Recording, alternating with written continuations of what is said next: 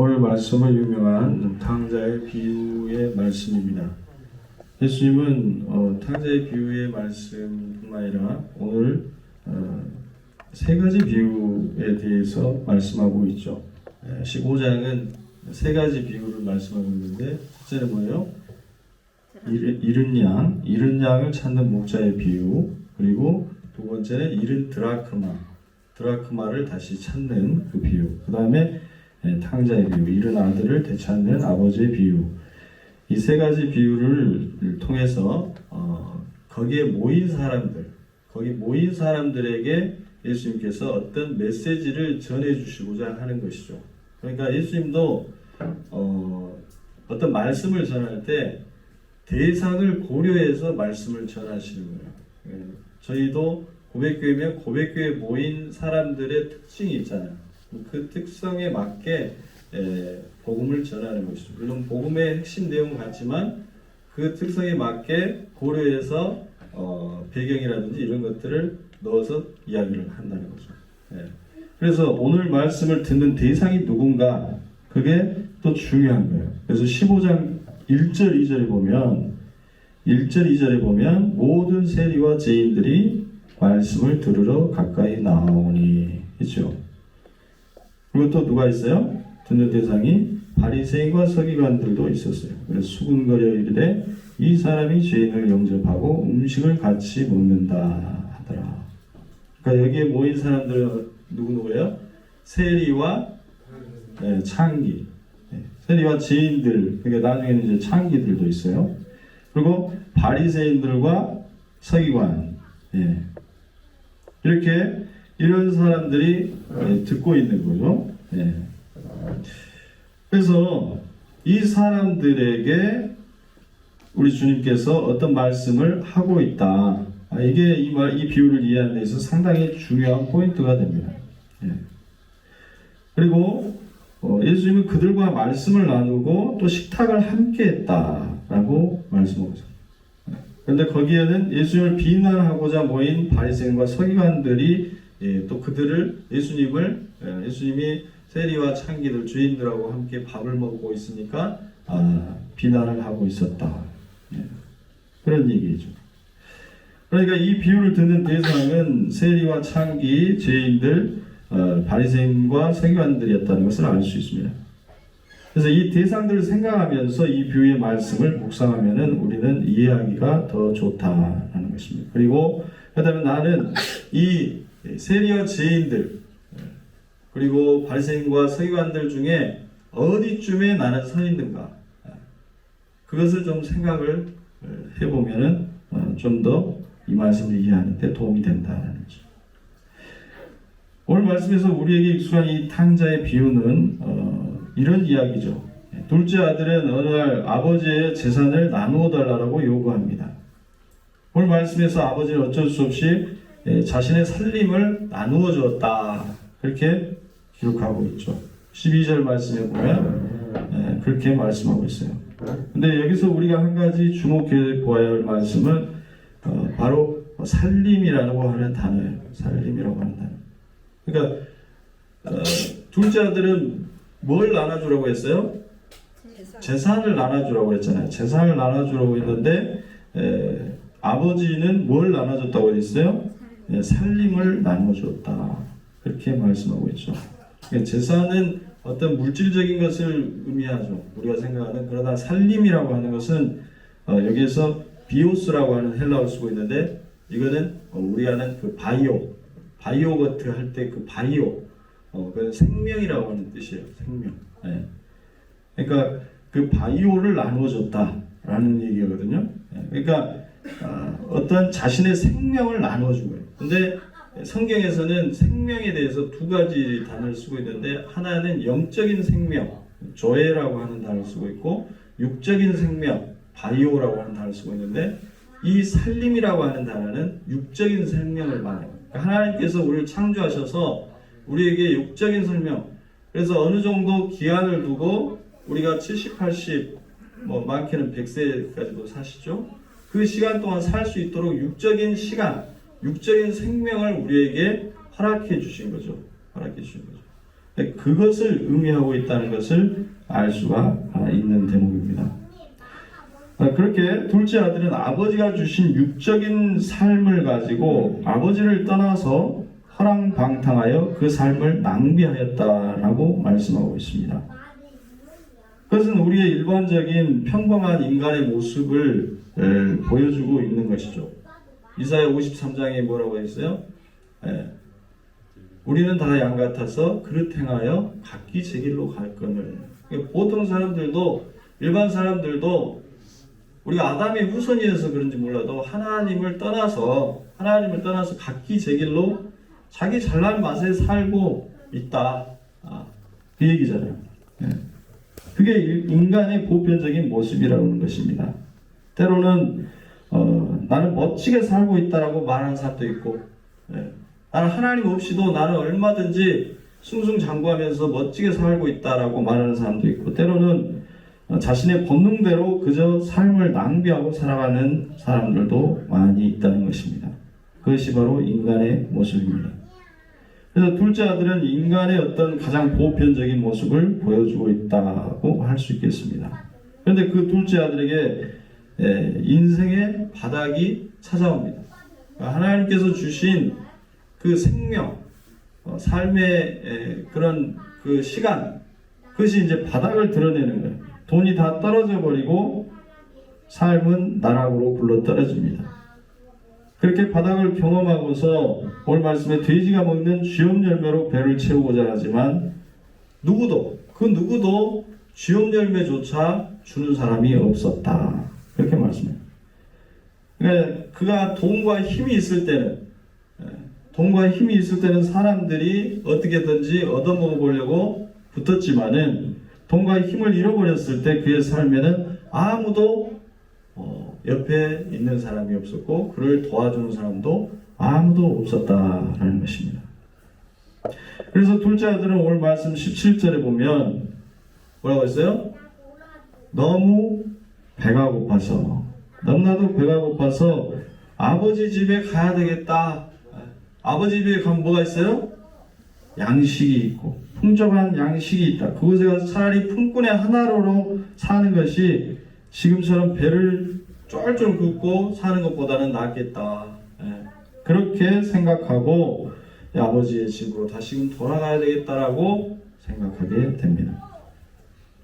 오늘날도 수많은 사람들이 삶의 위기를 만납니다. 그때 그 위기의 순간에 또 많은 사람들은 자신의 삶을 포기하기도 하죠. 너무나 사는 것 자체가 그냥 이제 더 이상은 나는 이 세상에서 살 여력이 없다. 그리고 삶을 놓아버린 사람들도 종종 많이 있습니다. 그리고 더 깊은 수렁에 빠지는 사람들도 있습니다. 또 어떤 사람들은 자신의 어떤 그 힘과 자신의 정신력으로 그것을 이겨내고 또 극복하는 사람들도 있어요. 그런데 어때요? 또다시 위기는 찾아오고 자신이 이루어낸 그런 성공들이 허무하여서 공허함에 빠지는 경우가 많이 있습니다. 그런데 오늘 비유의 말씀에서 탕자는 위기의 순간에 무엇을 생각했냐? 아버지의 집을 생각했다는 것이죠. 자신에게 생명을 나누어 진 하나님 아버지의 집을 생각했다는 것입니다. 그것이 이 탕자의 비유에서 중요한 핵심 메시지라고 볼 수 있습니다.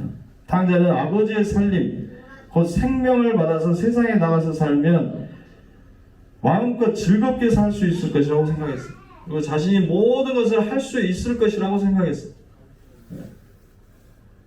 그렇게 자신만만했지만 그 살림에는, 그 생명에는 한계가 있었다. 한계가 있었어요. 여러분, 우리에게 주어진 시간에도 한계가 있습니다. 모든 인간에게는 한계가 있는 거예요. 죽음을 향해 달려가고 있는 것입니다. 언젠가는 바닥이 드러나고 즐거움도 바닥이 나고 아무리 건강을 자랑해도 언젠가는 연약해지고 기한이 다하게 됩니다. 아무리 세상 안에서 힘과 건강을 찾아도 세상이 주는 힘과 건강에는 한계가 있습니다. 그때 우리에게 필요한 것이 무엇입니까? 그것이 바로 하나님입니다. 하나님의 은혜인 줄로 믿습니다. 그것은 내 안에 있는 어떤 힘이 아니에요. 우리 안에 있는 어떤 힘이 결코 아니라 그것은 밖으로부터 주어지는 힘이라는 거예요. 우리 밖에 있는 힘이 필요하다는 거예요. 인간에게는 우리 안이 우리가 가지고 있는 생명, 바이오적인 생명만 가지고는 우리는 금방 지쳐버린다. 쓰러져 버린다는 거예요. 그래서 그 삶을 포기할 때도 너무나도 많이 있다는 것입니다. 그러나 우리가 하나님으로부터 주어진, 밖으로부터 주는 하나님의 힘으로 우리가 살아가게 될 때 우리가 정말로 생명력 있는 삶을 살게 될 줄로 믿습니다. 그 힘은 나를 일으켜 세우시는, 내 존재를 진정으로 붙잡아 일으키시는 하나님의 능력인 줄로 믿습니다. 그것은 떨어지지도 않고 없어지지도 않는 영원토록 솟아나는 샘물과 같은 그러한 능력인 줄 믿습니다. 우리는 그 하나님이 주시는 그 힘을 바라보고 의지해야 될 것입니다. 그 하나님의 힘의 공급하심과 우리가 연결되어 있을 때 우리는 참된 안식과 복을 누리게 되는 것입니다. 오늘 말씀에서 둘째 아들이 아버지 품으로 돌아가고자 했던 이유는 무엇이었습니까? 그것은 1차적인 이유는 배고픔이었다고 말씀하고 있습니다. 너무나 배가 고파서. 그러니까 어떤 고상한 이유가 아니라 배가 고파서 아버지 집으로 돌아가려고 했다는 거예요. 아버지 집에는 먹을 것이 풍족한데 이렇게 나는 줄여 죽는구나. 내가 염치는 없지만 아버지 종으로라도 살아야 되겠다. 그렇게 하고 나아간 것입니다. 우리가 하나님께로 나아가는 1차적인 이유도 마찬가지입니다. 우리가 잘나서 나온 것이 아니라 어떤 고상한 이유가 있는 것이 아니라 살기 위해서 우리는 하나님께로 나아가는 것입니다. 1차적으로 우리는 살기 위해서 나가는 것입니다. 내가 죽게 생겨서 살고 싶어서 하나님을 찾는 것입니다. 7, 80년대 우리 교회 그 어린 시절 생각해 보면은 배고파서 교회에 나오는 경우가 되게 많았던 것 같아요. 그리고 이제 뭐 이렇게 밥이라도 얻어먹으려고, 떡이라도 얻어먹으려고 저희 같은 경우는 초코파이라도 하나 얻어먹으려고, 요구르트라도 하나 얻어먹으려고 교회에 간 경우가 많았어요. 지금은 너무나 배부른 시대가 돼가지고 그런 것을 먹으려고 교회 오지는 절대 않죠. 그리고 질병 때문에 교회를 많이 나와요. 질병 때문에. 아파서, 몸이 아파서. 그것도 하나님께 나온 중요한 1차적인 이유인 거예요. 여러분들이 몸이 아프십니까? 하나님께 매달리시기 바랍니다. 아멘. 하나님께 나오시기 바랍니다. 아멘. 그것은 하나님 받아주시는 것입니다. 아멘. 이 탕자는 배가 고파서 하나님께 나아간 거예요. 굶주림 때문에 아멘. 하나님께 나아간 것입니다. 아멘. 오늘날 우리는 육신의 배는 고프지 않지만 영적인 배가 고파서 나오신 분들이 너무 많아요. 교회를 찾습니다. 찾고 찾아도 영적인 그 굶주림을 채워줄 교회가 없다는 거예요. 하나님의 말씀이 선포되고 그 하나님의 양식을 먹고 싶어서 그 간절한 마음으로 찾고 있는 영혼들이 너무나도 많이 있다는 거죠. 아멘. 그 영혼들에게 하나님의 영적인 양식을 채워줄 수 있는 교회가 우리 교회가 될 수 있기를 바랍니다. 아멘. 그 교회들이 더욱더 많아져서 이 한국 교회가 살아날 수 있게 되기를 바랍니다. 아멘. 이 둘째 아들을 너무나도 배가 고파서 아버지의 종으로라도 살기 위해서 아버지께로 돌아가고 있습니다. 둘째 아들의 배고픔은 어쩌면 육신의 배고픔도 배고픔이지만 아버지의 사랑에 대한 배고픔이었는지도 모르겠다는 생각이 들었습니다. 말씀에는 나와 있지 않지만 행간을 읽어봤을 때 그 배고픔이 그 이면에 숨어져 있지 않았을까? 아버지의 사랑에 대한 배고픔이 있지 않았을까? 아버지의 따뜻한 품에 대한 배고픔이 있지 않았을까? 저는 그런 생각을 해보았습니다. 그런데 탕자의 모습은 몹시 지쳐 있습니다. 며칠 동안 아무것도 먹지 못했고 옷은 돼지들과 함께 살면서 누더기가 되었고 냄새는 역겨운 돼지 오물이 묻어 있습니다. 도무지 예전의 둘째 아들이라고 알아볼 수 없을 정도로 누추해져 버린 그는 천천히 아버지의 집으로 나아가고 있는 것입니다. 그의 마음속에는 아버지가 준 살림, 곧 생명을 허랑방탕하게 쓴 것에 대한 죄책감이 있습니다. 이제 나는 아버지 앞에 죄인이 되었다. 그렇게 고백합니다. 과연 아버지가 나를 받아주실까? 과연 나 같은 죄인을 받아주실까에 대한 걱정을 안고 나아가고 있습니다. 그런데 오늘 말씀에서 놀랍게도 20절 말씀에 아버지는 아직도 거리가 먼데 그를 멀리서 기다리고 있었다라고 말씀합니다. 아직도 거리가 멀다라는 것은 옛날에는 상거가 먼데라고 기록되어 있었는데요. 그러니까 서로가 서로를 알아보기 힘든 정도의 거리를 말하는 거예요. 근데 아버지는 그 옷매무새만 보고도 그 희미한 형체만 보고도 둘째 아들이라고 하는 것을 알았다라고 하는 것입니다. 아버지는 멀리서 걸어오는 아들의 걸음걸이만으로 둘째 아들임을 알아챘다는 것이죠. 그만큼 아버지는 둘째 아들이 돌아오기만을 간절히 기다리면서 동구 밖에 매일같이 나가서 아들이 돌아오기만을 간절히 기도하며 기다렸습니다. 그래서 오늘 말씀에서 아버지는 둘째 아들임을 알아침과 동시에 그에게 달려갔다. 그에게 달려가서 목을 안고 그에게 입맞추며 그 둘째 아들을 뜨겁게 맞이해 주었다라고 말씀하고 있습니다. 어떤 한 목사님이 이스라엘 지역에 그 레바논 지역에 가서 이 탕자의 비유 이게 상당히 보편적인 어떤 그런 이야기를 담고 있으니까 그걸 가지고 복음을 전했다고 그래요. 그래서 그 사람들에게 이 탕자의 비유의 말씀을 읽어줬다고 그래요. 근데 이 중동 사람들이 이 이야기에서 두 가지 점에 대해서 도저히 이해하기 어려웠다고 합니다. 첫째는 아버지가 돌아가시지 않았는데 재산을 분배받았다라고 하는 것. 그건 절대로 있을 수 없다고 그래요. 아버지가 반드시 돌아가셔야만이 재산을 분배받을 수 있다고 그래요. 그것을 이해할 수 없고, 둘째는 아버지가 아들을 맞이할 때 절대로 중동 사람들은 달려나가서 자식을 절대로 남자가 아버지가 맞이하지는 않는다라고 합니다. 그것은 같은 우리 동양권도 비슷할 것 같아요. 아버지는 안방에 딱 앉아서 회초리를 딱 들고 있고 집 나가는 들어오면 이제 맞아 죽는 거죠. 예. 그리고 어머니는 어때요? 어머니는 동구밭에서 기다리면서 아들이 오는 그 옷깃만 보고도 달려가서 맞이하는 것이죠. 그것이 바로 동양의 정서일 것입니다.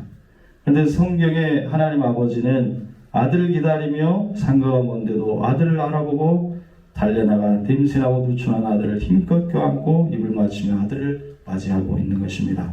그것이 바로 우리 하나님 아버지의 심정인 줄로 믿습니다. 둘째 아들은 너무나도 따뜻한 아버지의 환대에 몸둘 바를 모릅니다.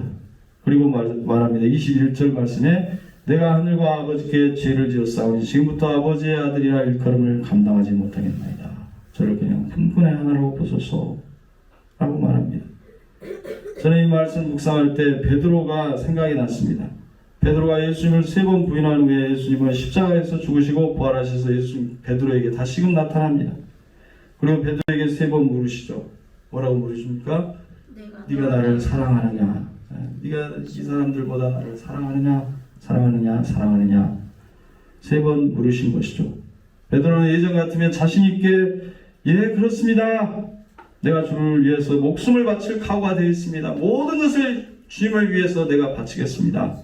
그렇게 했겠지만 베드로는 십자가 앞에서 예수님을 3번이나 부인하고 도망친 전력이 있기 때문에 차마 내가 주님을 사랑한다라고 말하지 못하고 다만 내가 주를 사랑하는 줄 주께서 아시나이다 라고 소심하게 대답하고 있는 것입니다.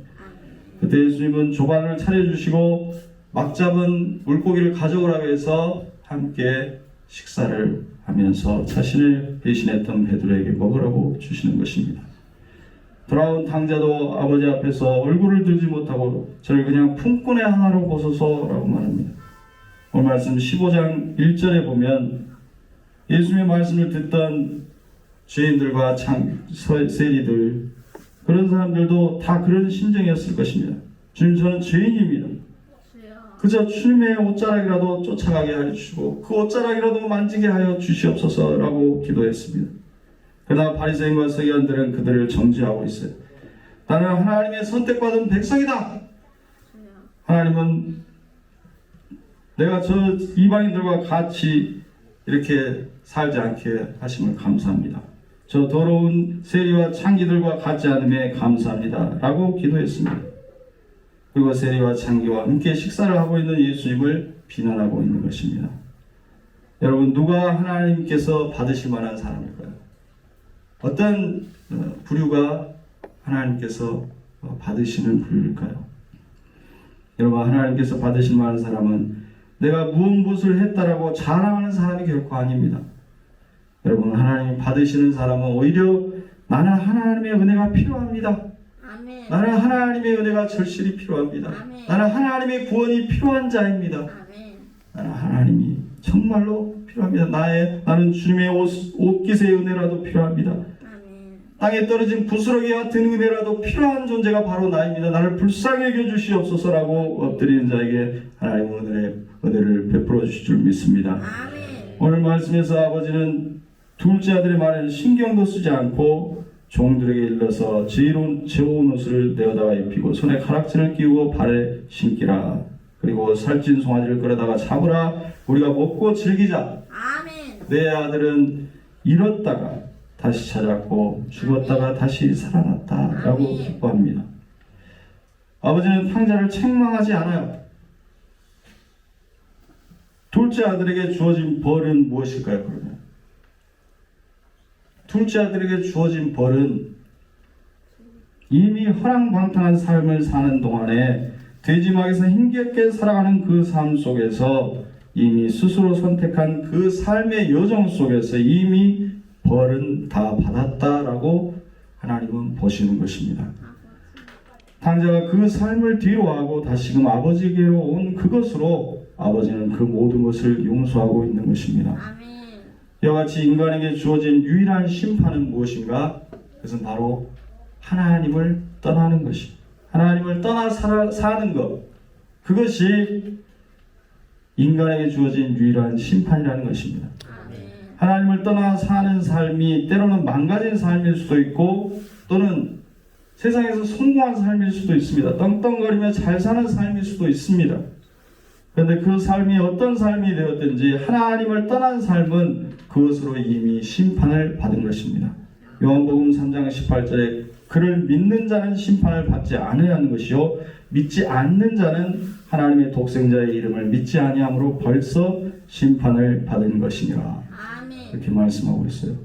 이와 같이 우리가 하나님께로 돌아오기만 하면 하나님은 우리의 모습이 어떠한 것인지 중요하게 보시지 않으신다라는 것입니다. 아멘.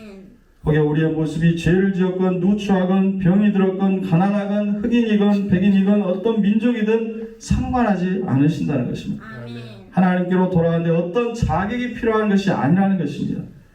하나님께로 나아가는데 어떤 조건도 없는 것이 그냥 있는 그대로 우리의 모습 그대로 우리를 받으신 줄 믿습니다. 아멘. 우리가 하나님 아버지께로 돌아오기만 한다면 하나님은 우리를 그토록 기다렸다듯이 뛰어 달려오셔서 우리를 안으시고 기뻐하며 송아지를 잡고 잔치를 벌릴 줄 믿습니다. 아멘.